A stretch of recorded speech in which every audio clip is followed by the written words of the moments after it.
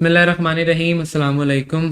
Ideological discourse pod cost میں آپ کو خوش آمدید. میرا نام شہزاد فاروق ہے. میرے ساتھ موجود ہیں عبداللہ بن ثقلین بھائی اور زیاد منور بھائی.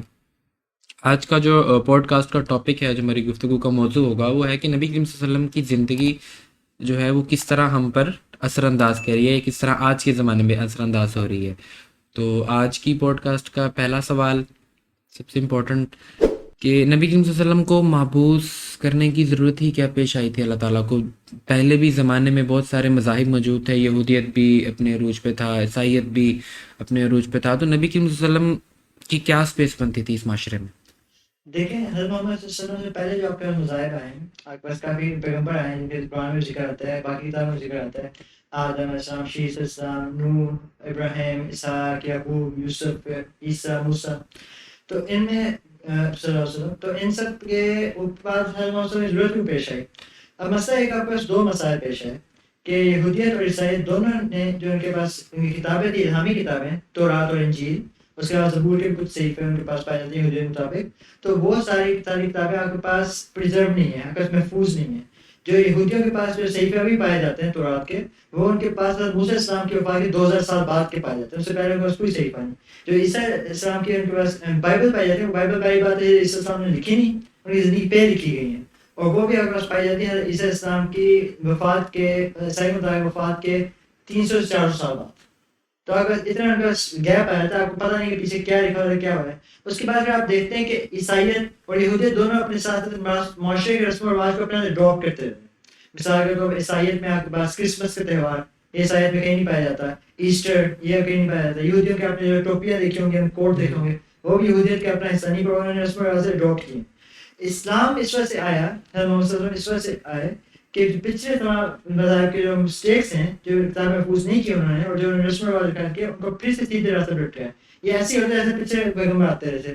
جب یوسف علیہ السلام آئے یا یعقوب علیہ السلام آئے، وہ صرف اس وجہ سے آئے تھے کہ اپنے جو آباء و اجداد تھے ان کو پھر سے سیدھے راستے پہ آئے. ابراہیم علیہ السلام آئے تو ایک بت پرست قوم کے پاس آئے تھے، ان کو پھر سے اللہ کی توحید کی طرف لانا ہے. تو حضرت محمد صلی اللہ علیہ وسلم بھی سیم میسج دیکھ رہا ہے کہ ایک خدا پہ ایمان لو، اور جو پیغمبر آپ مبعوث کیا گیا اس کی بات مانو. تو یہ مین میسج تھا، توحید کا میسج. واپس زید بھائی، توحید کی مطلب جو مین پوائنٹ ہے مذہب اسلام کا، دین اسلام کا، وہ یہ ہے کہ توحید کی بات کی جاتی ہے، ایک اللہ کی بات کی جاتی ہے، اور اس کے ساتھ نا یہ مطلب سب سے زیادہ اسٹرکٹ یہ کانسیپٹ ہے جس پر ہم کمپرومائز نہیں کر سکتے، شرک کا. ٹھیک ہے، ہم ایک ہی اللہ کو مانتے ہیں، توحید کو مانتے ہیں. تو یہ والا پوائنٹ اتنا زیادہ امپورٹنٹ کیوں ہے؟ جب اس سے ریلیشن میں دیکھیں تو یہودیت میں بھی اور عیسائیت میں بھی کسی حد تک توحید کے جو کانسیپٹس ہیں وہ موجود ہیں. تو ہمارے مذہب میں یہ کانسیپٹ اتنا امپورٹنٹ کیوں ہے توحید کا؟ بنیادی طور پہ اسلام کا جو پورا کا پورا فلسفہ ہے وہ توحید کی بنیاد پر ہی قائم ہے. اصل میں توحید کا فلسفہ انسان کی فطرت کے اوپر تشکیل دیا گیا ہے، اور اس بات سے انسان ناواقف ہے. لیکن دیکھیں، ہم اپنے ارد گرد تھوڑا سا تصور کرتے ہیں، یہ ان حشرات کو دیکھیں، درختوں کو دیکھیں، ہم چاند ستارے، ان تمام چیزوں کو دیکھیں، تو یہ ایک زبردست قدرت کے نظم و ضبط کے اندر ہمیں نظر آتے ہیں کہ جہاں سے وہ 1 انچ بھی آگے پیچھے نہیں ہو سکتے. بلکہ آپ یوں کہیں کہ یہ تمام کے تمام مکمل طور پہ فرما بردار ہیں. کس کے؟ اللہ رب العالمین کے. اچھا، یہ اصل میں اب اس تصور کو ہم سمجھنے کی کوشش کرتے ہیں تو ہمارے ساتھ یہ بات واضح ہوتی ہے کہ یہ سارے کے سارے مسلم ہیں. یعنی مسلمان کا مطلب کیا؟ فرما بردار. یہ درخت بھی مسلم ہے، یہ چاند ستارے بھی مسلم ہیں، یہ حشرات بھی مسلم ہیں، اور انسان کو خود اس کی ذات کو دیکھا جائے تو وہ بھی اپنے آپ میں مسلم ہے. ہمارے ہاتھ کو اللہ نے بنایا کسی چیز کو پکڑنے کے لیے، تو یہ ہاتھ وہی کام کر رہا ہے جس کے لیے اس کو بنایا گیا. یہ آنکھیں دیکھنے کے لیے بنائی گئی، تو یہ آنکھیں وہی کام کر رہی ہیں جس کے لیے انسانوں کے رب نے ان آنکھوں کو بنایا. ان سے آپ سن نہیں سکتے ہیں. اسی طرح کانوں کا معاملہ، زبان، مطلب انسان کے پورا کا پورا یہ جو جسم ہے، اس کے اوپر پورا کا پورا جو فلسفہ وہ توحید کا ہی فلسفہ امپلیمنٹ ہوتا ہے کہ یہ کسی ایک زبردست ہستی کا بنایا ہوا تشکیل دیا ہوا نظام ہے کہ جس کے اندر یہ انسان جکڑا ہوا ہے. ہاں یہ ہے کہ اس انسان کو ذہن کی حد تک کچھ آزادی، کچھ اختیار دیا گیا، وہ امتحان کی غرض سے، کہ اگر ظاہر ہے اسے مجبور کیا جائے، اس کے بعد کوئی دوسرا آپشن نہ ہو، تو پھر امتحان کا کوئی مقصد نہیں رہتا. تو یہ مقصد امتحان ہے، اس وجہ سے اس کو یہ اختیار دیا گیا. تو بنیادی طور پہ جو توحید ہے یہ انسان کی فطرت ہے. اس لیے شرک کو جو ظلم کہا جاتا ہے تو شرک کو ظلم کہا ہی اس وجہ سے گیا کہ یہ انسان کی فطرت کے خلاف اس سے کام لینا ہے. اس کا دل چاہتا ہے کہ وہ پاکیزہ رہے، اس کے اندر اس کے پروردگار کی یاد بسی ہو، ٹھیک ہے، وہ تمام اس کے دماغ کی قوتیں، اس کے ہاتھ پاؤں کی صلاحیتیں، اس کے اندر ایک اللہ نے جو ضمیر رکھا، وہ سارے کے ساری چیزیں اس کو ایک فطرت سلیمہ کی طرف متوجہ کرتا ہے، اس کی رغبت وہاں پہ چاہتا ہے. لیکن انسان جب شرک کرتا ہے تو یہ اپنی ان تمام اعضاء کو ان کی فطرت کے خلاف لے کر جاتا ہے، جس کی وجہ سے ہم اس کو ظلم کہتے ہیں. تو بنیادی طور پہ جو توحید کا فلسفہ ہے وہ اسلام میں عین انسانی فطرت کے مطابق اس کو تمام لوگوں کے لیے امپلیمنٹ کیا گیا. یعنی اس کے بغیر اسلام کی پہلی بنیاد ہی مکمل نہیں ہوتی. اگر یہ توحید نہیں ہے تو پھر انسان ایک خدا کا اقرار کر ہی نہیں سکتا، یعنی خدا کا ہی اقرار نہیں ہو سکتا. تو اس وجہ سے توحید جو ہے وہ اس کو نمبر 1 ہماری ترجیحی بنیاد پر شامل رکھا گیا. اچھا عبداللہ بھائی، ہم بکس میں بھی پڑھتے ہیں جو ہمارے نصاب میں شامل ہیں، نبی کریم صلی اللہ علیہ وسلم کے مبعوث ہونے کے پہلے کے حالات کو بڑا لائٹلی ڈسکس کیا جاتا ہے. وہاں پر کچھ معاشرتی برائیوں کو بتا کر جو ہے نا وہ ہمیں یہی پڑھایا جاتا ہے. لیکن نبی کریم صلی اللہ علیہ وسلم اللہ کے آخری نبی تھے، اور ان کو مطلب رہتی دنیا تک جو ہے انہی کی تعلیمات کو اسلام مانا جانا تھا، انہی کی تعلیمات کو. تو وہ کیا ایسی برائیاں تھیں جن کی وجہ پہ ضرورت پیش آئی کہ نبی کریم صلی اللہ علیہ وسلم کو مبعوث کیا جائے اس ایریا میں؟ پہلے اگر آپ اس کو ہسٹوریکلی دیکھیں تو پہلے آپ کو بات سمجھ آئے گی کہ عرب قبیلے منظم نہیں تھے، جگرالو جنگجو تھے. آپ کے پاس 2 سپر پاور تھے اس ٹائم، فارس کیسر اور کسرا، آپ کے پاس روم تھے، دونوں سپر پاور. تو یہ دونوں سپر پاورز نے عرب کے لینڈ کنکر نہیں کیا، اس وجہ سے نہیں کیا کیونکہ یہاں کے لوگ بہت زیادہ جگرالو تھے، وہ کسی رول کے اندر نہیں آتے، لا کو اوبے نہیں کرتے تھے. یہاں پہ اگر جنگیں چلتی تو نسل در نسل چلتی رہتی، 100 سال تک چلتی رہتی جنگیں. تو اب اس کے بعد پہلے ان کے پاس برائی تھی، جنگجو بہت تھے، کوئی نظام نہیں تھا تنظیم میں. دوسرا ان کے پاس معاشی برائی تھی کہ یہ اپنے جو عورتیں تھیں یا بیٹیاں تھیں ان کو اپنی ملکیت یا ان کو انسانوں سے حقیر درجہ سمجھتے تھے. آپ کو پتہ ہے کہ بیٹوں کو زندہ درگور کر دیتے ہیں، اور عورتوں کے حساب سے یہ تھا کہ اگر کسی کی بیوی کسی کا شوہر مر جائے تو اس کی بیوی کو اس کا بھائی ملکیت دے دیتا غلام کے طور پہ. اور ان کے پاس دوسرا ان کا مقصد ہے کہ غلام کا یہ کسی بھی آزاد شخص کو پکڑ کر اپنا غلام نہ ہوتے تھے. اور اس کے بعد ان کے پاس جو وراثت کا سسٹم تھا، وراثت میں بھی عورتوں کو کوئی حصہ نہیں تھا. اور ان کے جو مرد تھے وہ ان کے اوپر کہتے ہیں ایک طرح سے مسلط تھے اوپر، ان کو کوئی وراثت میں حصہ نہیں، ان کو کوئی تجارت وغیرہ میں ان کو کوئی عمل دخل نہیں زیادہ، اور ان کو کوئی بھی طلاق وغیرہ کوئی ایشو نہیں. ان کو اگر زیادہ جھگڑا وغیرہ ہوا تو ان کو غلام بنا لیا. تو یہ ساری معاشرتی برائیاں ہمارے کے معاشرے میں تھیں حضرت محمد صلی اللہ علیہ وسلم کے پہلے سے. تو اس معاشرے میں حضرت محمد صلی اللہ علیہ وسلم مبعوث ہے تو اس کے بعد ان کے اوپر کافی حیران کن طور پہ اثر پیدا ہوا اور پورا معاشرہ بس تبدیل ہو گیا. اچھا، جہاں تک میں سمجھاؤں نا تو جو باقی قومیں تھی جو ہسٹری میں ہم پڑھتے ہیں، قوم لوط، قوم سمود اور اس طرح کی، وہ کسی نہ کسی معاشرتی برائی میں مبتلا تھی، اس لیے ان کے اوپر جو ہے نا وہ ایک نبی کو مبعوث کیا جاتا تاکہ وہ ان کو ٹھیک کرے، ان کو تعلیمات دے اور ان کو جو ہے نا وہ راہ حق پر لائے. لیکن یہاں پر معاشرتی برائی سے زیادہ ایک نظام کی ضرورت تھی، جہاں تک میں اس چیز کو سمجھ پایا. دیکھیں وہاں پہ آپ کا یہ آیا تھا کہ حضرت محمد صلی اللہ علیہ وسلم باقی پیغمبروں میں ڈسٹنکشن ہے. یہ باقی پیغمبر آئے تو وہ صرف اپنی قوم سے مخاطب ہو کے بولے. آپ کے پاس آئے یعقوب یا اسحاق آئے، انہوں نے اپنی موسیٰ آیا انہوں نے کون سے کہا یا بنی اسرائیل. عیسیٰ السلام آئے اس قول حواریون میرے حواری. آپ کے پاس جب حضرت محمد صلی اللہ علیہ وسلم آئے تو قرآن کا تخاطب بدل جاتا ہے. قرآن کہتا ہے یا ایھا الناس یا ایھا الذین آمنوا. تو آپ قرآن جو تخاطب کرتا ہے وہ پوری دنیا کو کرتا ہے. جو باقی جو پیغمبر تخاطب کرتے ہیں وہ اپنے اپنی قوم کے لیے آتے ہیں اور قوم کو ہی تخاطب کرتے ہیں، وہ کسی اور کے پاس نہیں جاتے. یہاں تک کہ بائبل میں اپنے آتا ہے، اس کے اندر آتا ہے کہ حضرت عیسیٰ السلام بولتے ہیں بائبل کے اندر کہ I have not come but for the lost sheep of Israel. میں بنی اسرائیل کے علاوہ کسی کو بھی نہیں بھیجا گیا. تو آپ کے پاس یہ سارے آپ کے پاس چینج آتی ہیں. تو اس وجہ سے محمد صلی اللہ علیہ وسلم کا جو تعلیمات تھیں وہ صرف عرب کے لیے نہیں تھیں، وہ تمام دنیا کے تھیں. اس وجہ سے اسلام تمام دنیا کے جو تعلیمات ہیں، تمام نظامات ہیں، ان سب میں تبدیلیاں کرتا ہے. مطلب اگر ہم نبی کریم صلی اللہ علیہ وسلم کو مبعوث کرنے کا مقصد نظام کی تشکیل دینا بھی اس کو سوچیں تو یہ غلط نہیں ہوگا. ہاں آپ کہہ سکتے ہیں. اچھا، یہ تو ہم نے ڈسکس کر لیا کہ نبی کریم صلی اللہ علیہ وسلم سے پہلے کے حالات کیا تھے اور کیا کیا وہاں پہ معاشرتی برائیاں تھیں. زید بھائی، نبی کریم صلی اللہ علیہ وسلم جب مبعوث ہو گئے تھے، جب انہیں عرب پر اللہ تعالیٰ نے نازل فرما دیا تھا ایز اے نبی، تو تب ان میں کیا کیا چینجز آئے تھے؟ دیکھیں سب سے پہلی جو بات عبداللہ بھائی نے کی اس وقت کی سپر پاورز کی بات کی کہ کیسر و کسریٰ کی جو حکومتیں تھیں وہ دنیا کو لیڈ کرتی تھی اور ان کا یہ مشن تھا کہ وہ دنیا کے آخری کونے تک پہنچ جائیں گی. لیکن نبی اکرم صلی اللہ علیہ وسلم اپنے ابتدائی دور میں، یعنی آپ ایک نبی کا ویژن اور ایک اس کا مشن آپ دیکھیں کہ وہ اپنے بالکل ابتدائی دور میں جب مسلمان بالکل مغلوب ہیں، وہاں پہ محکوم ہیں، تشدد کیا جاتا ہے، بالکل غریب اور غلام لوگ آپ صلی اللہ علیہ وسلم کے اس وقت ساتھی تھے. اس وقت نبی اکرم صلی اللہ علیہ وسلم کہا کرتے تھے کہ اگر تم اس کلمے کو اپنا لو تو کیسر و کسریٰ تمہارے ہو جائیں گے، تم وہاں پہ حکومت کرو گے، اور لوگ مذاق اڑایا کرتے تھے. اور دوسری بات جس طرح عبداللہ بھائی نے کی کہ عرب جو تھے وہ قبائل میں بٹے ہوئے لوگ تھے، ان کا زیادہ سے زیادہ جو ٹارگٹ ہوتا تھا وہ یہ کہ کسی علاقے پہ حملہ کریں، کچھ ساز و سامان سمیٹیں اور واپس بھاگیں. یہ ان کی مطلب پل کرنے کا کام تھا، اور تجارت وغیرہ بھی باقی معاملات بھی ہوتے تھے. لیکن وہی عرب تھے کہ جو نبی اکرم صلی اللہ علیہ وسلم کی اس عالمگیر تعلیمات کے بعد، اسلام کے اس عالمگیر نظام جس کی آپ نے بات کی، اس کے اس ویژن کے ساتھ جب نکلے تو انہوں نے کہاں 3 بر اعظموں تک اپنی حکومت قائم کر لی بالکل تھوڑے سے عرصے کے دوران. تو یہ تعلیمات کا پہلا اثر تھا کہ انہیں ایک منظم سٹیٹ کی حیثیت حاصل ہوگی، ایسی پالیسیز بنی، ایسا یہ سارے کے سارے معاملات. دوسرا معاشرے کی سطح پہ اگر آپ دیکھیں تو بیٹیوں کو زندہ درگور کرنے کا معاملہ تھا.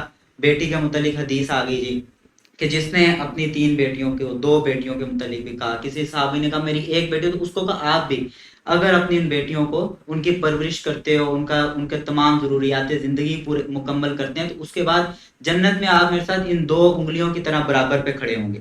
ٹھیک ہے. اسی طرح غلاموں کے ساتھ معاملہ تھا تو یہ اس بات سے منع کیا گیا، ان کے لیے نئے قوانین لائے کہ یہ غلام، اس کی اولاد یہ تمہاری ملکیت نہیں ہوگی، بلکہ اگر غلام کا معاہدہ بھی کر سکو تو وہ بھی ہو جائے گا انسان، آزاد انسان جو ہے وہ غلام نہیں بنایا جا سکے گا.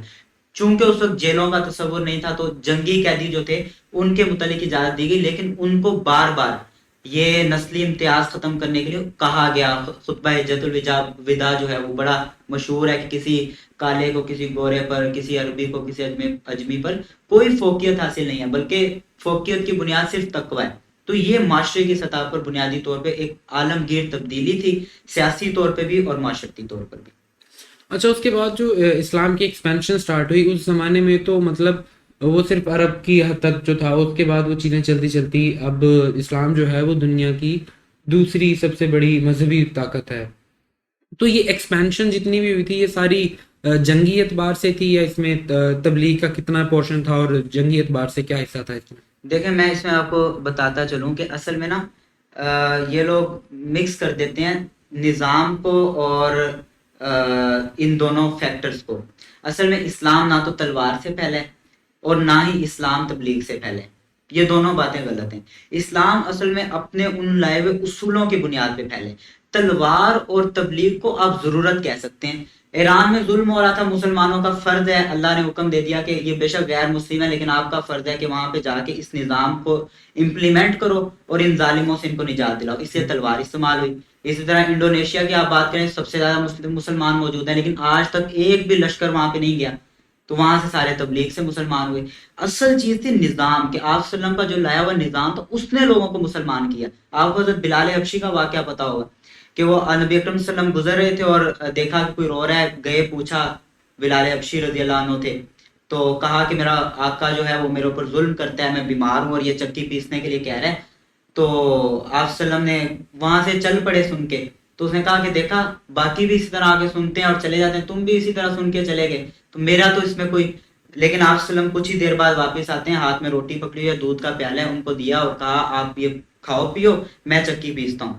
اور اس کے بعد اسے کہا کہ آپ سو جاؤ، میں سو گیا تو صبح کہا نہیں میں چکی پیستا ہوں. اس کے بعد دوسرے دن دوبارہ اس طرح ریپیٹ ہوا. اب بتائیں یہاں پہ تلوار کہاں پہ استعمال ہوئی یا تبلیغ کہاں پہ ہوئی؟ وہ بھائی یہ اسلام کا لایا ہوا وہ سسٹم تھا، نظام تھا، جس نے بتایا کہ یہ انسان ہے، یہ برابر ہیں، ان کے حقوق ہیں، ان کے ساتھ آپ نے مساوات کا، اخوت کا، برابری کا، بھائی چارے کا سلوک کرنا ہے. تو اسلام جو ہے اس بنیاد اپنے لائے ہوئے نظام اصولوں کی بنیاد پر پھیلا. اور دوسرا عبداللہ بھائی، میری انفارمیشن کے مطابق اسلام وہ پہلا مذہب تھا، پہلا وہ دین تھا جو جس نے اپنے جنگی قوانین کو بھی متعارف کرایا تھا کہ ہم جنگ میں بھی ان رولز پر ہی جو ہے وہ کام کریں گے. وہ کون کون سے رولز تھے؟ دیکھیں جنگی قوانین سے پہلے بات کرتے ہیں جنگوں کی. جنگ کرنا بری چیز نہیں ہے، سیدھی بات ہے، اور جنگوں پہ مسلمانوں کو کوئی وہ بھی نہیں ہونا چاہیے کہ ہم نے جنگ کی، ہاں جنگیں لڑی تھی، ہماری ہسٹری میں حصہ ہے، ہر کسی کی ہسٹری میں حصہ ہے. دنیا کی کوئی بھی ایک قوم ایسی نہیں جو سکسیسفل رہی ہو اور اس نے جنگ نہ کی ہو. آپ انڈس ویلی سیولائزیشن کا پڑھتے ہیں، یہ کس وجہ سے تباہ ہو رہی تھی؟ ان کے جنگ جو ہے تھے ہی نہیں ہے. آریانس جب یہاں پہ آئے تو تباہ کر دیا پوری قوم، ہندوستان میں بول ہو گئی. تو جنگیں حصہ ہیں. اسلام ایک پیسفسٹ ریلیجن نہیں ہے جیسے بدھزم ہے کہ جو جنگ نہیں کرنی، کسی کو مرنا نہیں ہے. اسلام اجازت دیتا ہے لمیٹیشنز کے اندر، پر وہ لمیٹیشنز کیا ہیں ان کو دیکھتے ہیں. تو آپ کے پاس اسلام میں ایک قانون ہے کہ آپ عورتوں کو نہیں ماریں گے، چاہے وہ بیٹل فیلڈ میں آئی ہو، جنگ میں آئی ہو. حضرت محمد صلی اللہ علیہ وسلم ایک دفعہ جنگ کا ریویو کر رہے تھے لشکر میدان کا جنگ کے بعد، تو آپ نے ایک عورت کی لاش دیکھی تو آپ افسوس کیا، کہا اس پہ یہاں پہ نہیں ہونا چاہیے تھا. اس کے علاوہ اسلام اجازت نہیں دیتا کہ آپ بچوں کو ماریں، آپ بوڑھوں کو ماریں، آپ جنگ کرنے والے جو لوگ آپ کے سامنے ہیں ان کے علاوہ کسی اور کو ماریں. اگر جنگ کرنے والے لوگ آپ کے سامنے ہتھیار ڈال دیتے ہیں، آپ کو نہیں اجازت کہ ان کو ماریں. اس کے علاوہ آپ جب کسی جا کے وہ فتح کریں تو آپ کو اجازت نہیں کہ ان کی جو مندر ہیں، ان کی عبادت گاہیں ہیں، ان کی پامال کریں، ان کو گرائیں، ان کو توڑیں. اس کے علاوہ آپ کو اجازت نہیں کہ آپ ان کے جو وہاں پہ عام لوگ رہ رہے ہیں گھروں میں ان کو کچھ نقصان پہنچائے. وہ گھر میں امن سے رہ رہے ہیں، وہ جنگ کرنے نہیں آتے، ہتھیار نہیں آپ کے سامنے اٹھاتے، ان کو نہیں کچھ کریں. اس کے آپ کھیت وغیرہ کو نہیں تباہ کر سکتے، آپ کسی کو گھروں سے پکڑ پکڑ نہیں جا سکتے. تو یہ سارے قوانین پہلی دفعہ متعارف کرے. اس سے پہلے صرف جنگ ہوتی تھی، قتل و غارت ہوتا تھا. اس کے بعد جو فاتح علاقوں کے ساتھ ہوتا تھا وہ آپ کو پتہ ہے اسپینش انکوزیشن میں جو ہوا، جیروسلم جب عیسائیوں نے فتح کیا اس کے بعد ہوا. تو یہ سارے آپ کے پاس واقعات کا تضاد نظر آتا ہے. ہسٹوریکل جنگیں جو اسلام نے لڑی اور باقی مذاہب یا باقی جنگیں جو لڑی ان کے آپ کو ایک فرق نظر آتا ہے، ان کے درمیان ایک فرق ہے. اصول بالکل ایسے ہی ہے. اسلام نے مطلب جس بھی ایرے میں، بے شک وہ ایکسپینشن کے لیے تھا یا اپنے بھائیوں کی مدد کے لیے تھا، جیسے بھی گئے، لیکن ایک رول سیٹ کے ساتھ انہوں نے وہاں پہ جنگیں کی. اب ہمارے پاس سندھ کا واقعہ جو ہے، زیادہ تر لوگ اس لیے مسلمان ہوئے تھے کہ انہیں محمد بن قاسم کا جو جنگی طریقہ تھا وہ بہت پسند آیا تھا. وہ کسی بوڑھے کو کسی اس طرح، مطلب جو آپ نے رولز بتائے. لیکن عبداللہ بھائی اس میں نا ایک کنٹراڈکشن پایا جاتا ہے، ایک کنفلکٹ ہے کہ اکثر لوگوں کا یہ اعتراض ہوتا ہے کہ جو غزوہ احزاب تھا جس میں بنو قریظہ نے جو ہے وہ بغاوت کی تھی اور پیچھے سے حملہ کر دیا تھا، نبی کریم صلی اللہ علیہ وسلم نے حکم دیا تھا کہ آپ ان کے سارے مردوں کو مار دیں. تو اس میں کیا حکمت تھی؟ لیکن اب اس کی نا ہسٹری میں جاتے ہیں. اگر آپ اس کو ایسے دیکھیں گے آؤٹ آف کانٹیکسٹ تو پھر ظاہر ہے آپ کو ملے گا تضاد نظر آئے گا. اس کی ہسٹری میں جاتے ہیں تو مدینہ میں جب ریاست قائم کی حضرت محمد صلی اللہ علیہ وسلم نے ہجرت کے بعد، تو وہاں پہ مدینہ کئی قبائل تھی ہوتی ہے، بنو قریظہ، بنو قینقاع، بنو نذیر.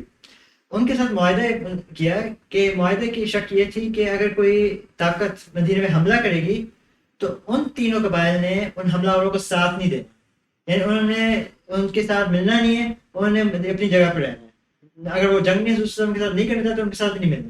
ٹھیک ہے. تو اب جب غزوہ احزاب ہوا، غزوہ احزاب کی اہمیت یوں ہے کہ غزوہ احزاب میں تمام عرب مدینہ میں حملہ ہوا، تمام عرب. اس میں صرف قریش مکہ نہیں تھی، اس میں 10,000 لوگ پورے عرب سے جمع کیے اور انہوں نے مدینہ میں حملہ کیا. اس سے پہلے جو غزوہ احد ہوا تھا یا غزوہ بدر ہوا تھا ان میں 1,000-2,000 لشکر تھا. اس میں 10,000 لوگوں نے حملہ کیا.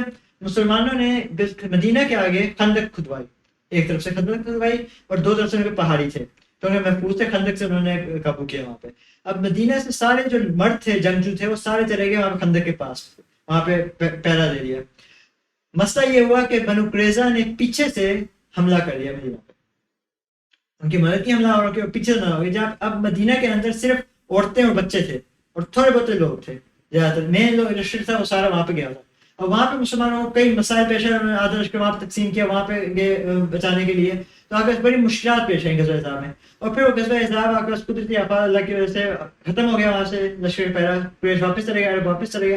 تو اب اس کے بعد محمد صلی اللہ علیہ وسلم گئے بنو قریظہ کی طرف، لشکر جھک گیا.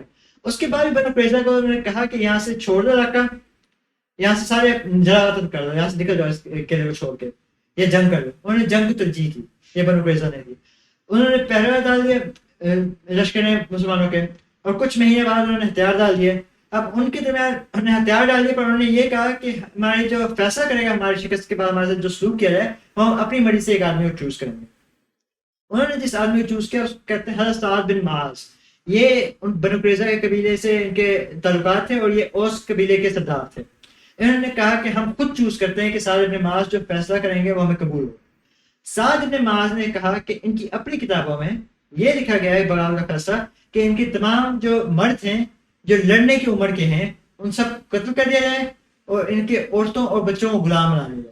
تو یہ ان کی اپنی مرضی سے یہ فیصلہ ہوا, اور یہ ان کے صرف اس وجہ جنگ ہوئی ان کے ساتھ کیونکہ انہوں نے صلح توڑی تھی, امن کی ٹریٹی توڑی تھی. اور یہ جو ان کے ساتھ سلوک ہوا تھا یہ بھی انہی کی کتابوں میں انہی کے رولز کے مطابق ہوا تھا, انہیں کے رول سے ان کے اپنے چوز کردہ بندے سے ہوئے تھے.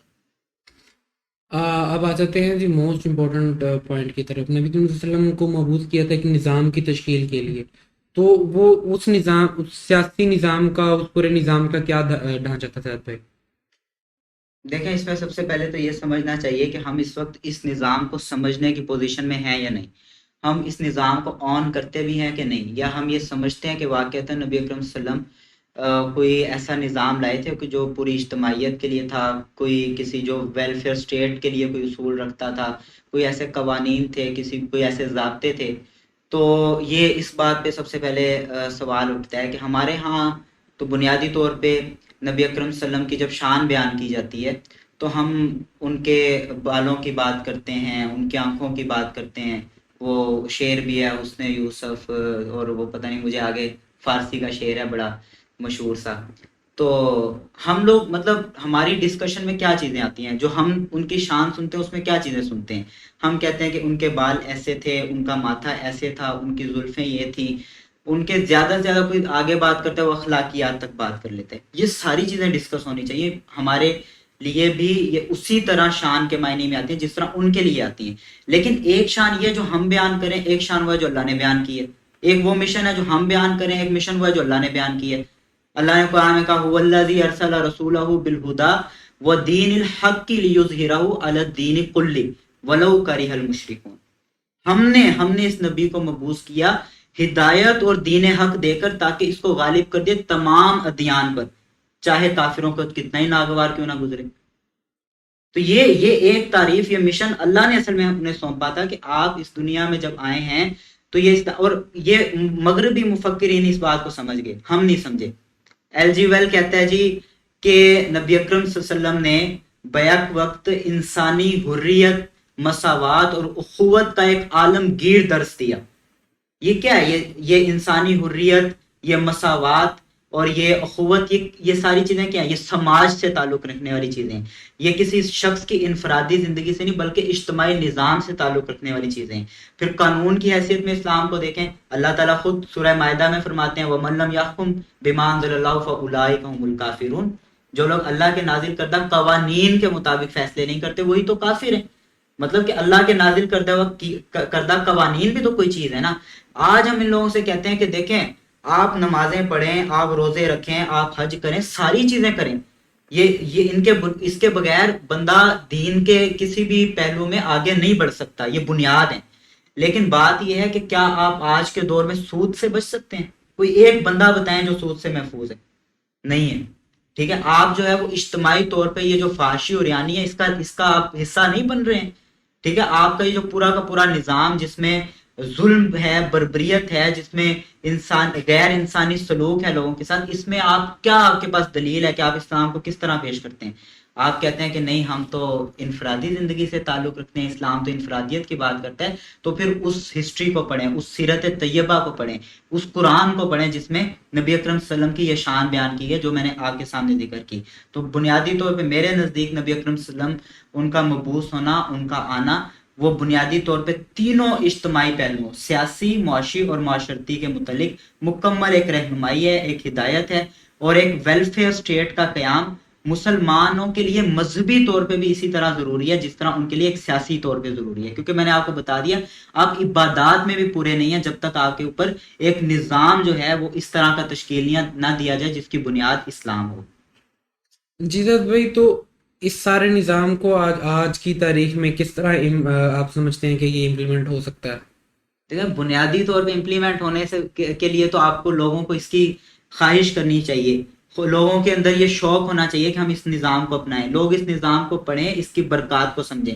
اب معاملہ یہ ہے کہ بھائی لوگ یہ کہتے ہیں کہ یہ نظام آئے گا تو ساری خوشحالیاں آ جائیں گی, ایسا بھی نہیں ہے. یہ نظام آئے گا, سب سے پہلے تو آپ کے اوپر ہی ایک زبردست کڑا وقت آئے گا.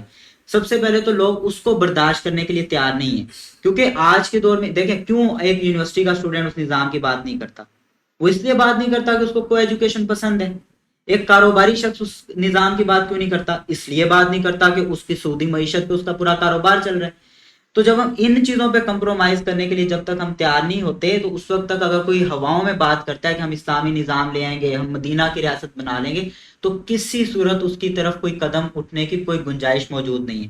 لوگوں کے اندر اس کی جب تک شدید ترین خواہش پیدا نہیں ہوگی، یہ اتنا عالمگیر اور اتنا بابرکت نظام ہے، اللہ تعالیٰ اس بابرکت نظام کو ان لوگوں کا مقدر نہیں کرے گا جن کو اس کی اہمیت کا اندازہ نہیں ہوگا اور جو اس کے لیے قربانی دینے کے لیے تیار نہیں ہوں گے، اس کے لیے اپنی خواہشات اور اپنے اس باطل نظام سے بغاوت کرنے کے لیے تیار نہیں ہوں گے. عبداللہ بھائی، آج کے زمانے میں نبی کریم صلی اللہ علیہ وسلم کی جو پرسنالٹی گزری ہے تو اس کے آج کے زمانے پر کیا اثرات ہیں؟ دیکھیں آج کے زمانے میں اثرات دیکھیں، ان کے فالوورز کے دیکھیں. مسلمان ہمارے پاس 2050 تک سب سے بڑا مذہب بن رہے ہیں عیسائیت کو پیچھے چھوڑ کے. اس کے بعد محمد کا نام جو پوری دنیا میں سب سے زیادہ رکھا جانے والا نام ہے، سب سے زیادہ رکھا جانا اور اس کو کافی لوگ اس سے جوڑتے ہیں کہ قرآن کی آیت ہے ورفعنا لک ذکرک، کہ ہم آپ کا ذکر بلند کریں گے، اس سے بھی جوڑتے ہیں. اور تیسری بات یہ ہے کہ مسلمان پوری دنیا میں واحد وہ نظام ہے، مسلمان خلافت یا مسلمان خود ایز اٹ از، جو کسی اور نظام کو فالو نہیں کرتے، اسیملیٹ نہیں ہوتے، ساتھ نہیں ملتے. آپ کے پاس اس وجہ سے پوری دنیا میں مسلمانوں کے خلاف آپ کے پاس بغیر تحریکیں چلتی ہیں، بغیر مسلمانوں کو ٹارگیٹ کیا جاتا ہے. اگر آپ پوچھتے ہیں کبھی کبھار کہ مسلمانوں کو کیوں ٹارگیٹ کیا جاتا ہے، محمد صلی اللہ علیہ وسلم کو کیوں خاص طور پر ٹارگیٹ کیا جاتا ہے؟ عیسائیوں کے پیچھے کوئی اتنا نہیں پڑتا، نہ یہودیوں کے پیچھے پڑتا، نہ کسی اور کے پیچھے پڑتا، یا ہندوؤں کے پیچھے کوئی اتنا پڑتا، مسلمانوں کو ٹارگیٹ کیا جاتا ہے. وہ اس وجہ سے کیا جاتا ہے کیونکہ مسلمان کسی دماغ میں اسیملیٹ نہیں ہوتے. جو اللہ اور محمد صلی اللہ علیہ وسلم نے جو نظام دیا ہمیں، وہ اس کسی کے ساتھ اجازت نہیں دیتا کہ ہم اسیملیٹ ہو جائیں. اب اس کی مثال لے لیں، فرانس میں آرٹیکل میں کل پرسوں پڑھ رہا تھا، انہیں کسی اسٹیٹسٹکس نے لکھا تھا کہ مسلمان جو ہے فرانس میں وہ اپنی ریلیجن کو چھوڑنے کے لیے تیار نہیں. انہوں نے عیسائیت کو دیکھا ہے یہاں پہ کہ عیسائیت نے کیسے اپنے مذہب کو چھوڑ کے سیکولر تعلیمات کو اپنایا ہے اور کیسے اپنے ڈی اسٹیبلائزڈ ہو گئی عیسائیت. عیسائیت اب مغرب میں صرف جوک کے طور پہ ہے، آپ کا صرف نام ہے عیسائی آپ کرتے، کوئی عیسائیت کی تعلیمات نہیں کرتے. چرچز وہاں بند ہو رہے ہیں، پر مسئلہ یہ ہے وہاں پہ چرچز بند تو ہو رہے ہیں پر ماسک کھل رہی ہیں، مساجد کھل رہی ہیں. آپ کے پاس حضرت محمد صلی اللہ علیہ وسلم کی جو تعلیمات ہیں ان کے ساتھ اثر ہو رہا ہے. اس کے بعد آپ نے ایک بک کا نام شاید سنا ہو، مائیکل ہارٹ دا ٹاپ 100. انہوں نے کیا کیا کہ انہوں نے دنیا کی ہسٹری میں جتنی گزری تھی، آئی تھنک 1900s میں انہوں نے بک رائٹ کی، تو انہوں نے اس تمام ہسٹری میں سے دیکھا کہ کون سی شخصیات زیادہ پر اثر رہی ہیں ان فیوچر. ایک شخصیت تو انہوں نے تیسرے نمبر پر رکھا جون پال کو، عیسائیت کے جو عیسائیت کے سینٹ پال ہے. اس کے سیکنڈ نمبر پہ نیوٹن. فرسٹ نمبر پہ آتے ہیں محمد صلی اللہ علیہ وسلم.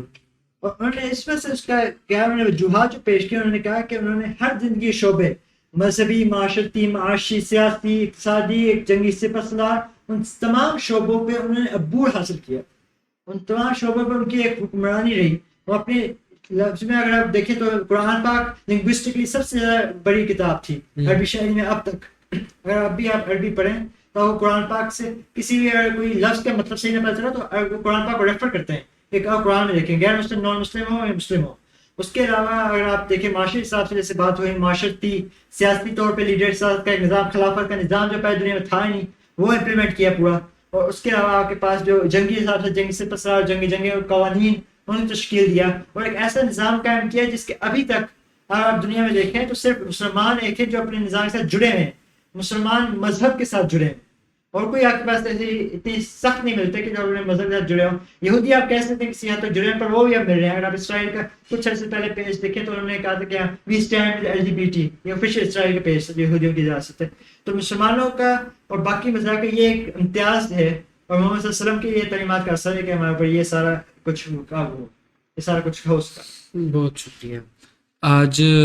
آج کی پوڈ کاسٹ یہیں پہ ختم ہوتی ہے اس میسج کے ساتھ کہ اللہ تعالیٰ، اس دعا کے ساتھ کہ اللہ تعالیٰ جو ہے ہمیں نبی کریم صلی اللہ علیہ وسلم کی تعلیمات پر عمل کرنے کی توفیق عطا فرمائے. آپ سے ملیں گے انشاءاللہ ایک نئے ایپیسوڈ میں ایک نئے ٹاپک کے ساتھ. تب تک اللہ حافظ. اللہ حافظ.